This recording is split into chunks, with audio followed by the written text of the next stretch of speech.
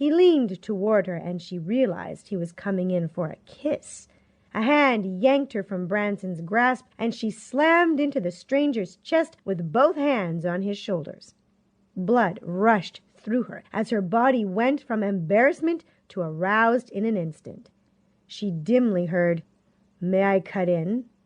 before the man she was plastered against began to sway, with one hand wrapping her waist to hold her tightly to him, and the other decorously held her right hand.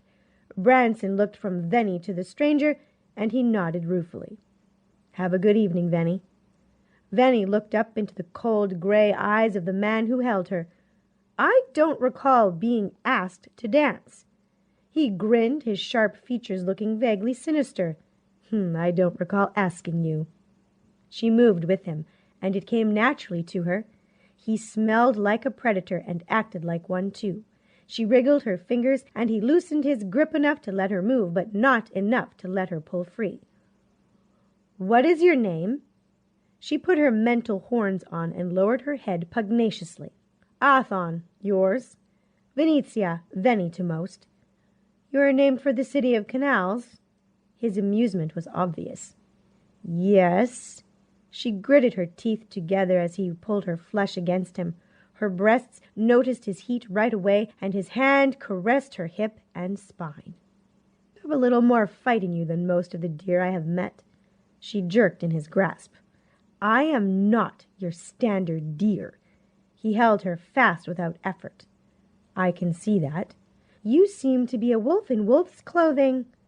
The world faded away because his kiss locked onto her mouth and parted her lips savagely.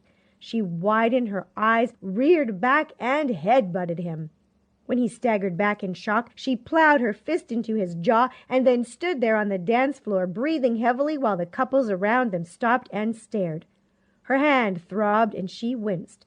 Holding her head high, she stalked to the bar and asked, "Can I have some ice in a napkin?" The snake-tending bar smiled. "Of course." He gestured for her to extend her knuckles. "And then go see Lee." She turned and he said, "Wait." He pressed an intercom. "Jim, is Lee with you?"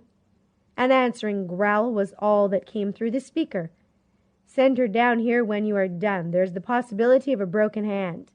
Venny could hear, "Damn it, Jim, let me up." The snake disconnected the line. He smiled. "I am Chuck, by the way." "Venny." She moved to shake hands, but hers was wearing the ice pack. Chuck looked to the dance floor, and Venny's gaze followed, but Athon was nowhere to be seen. She sighed heavily. "Ah, well, that takes care of that." Chuck polished a glass and lifted it to the light.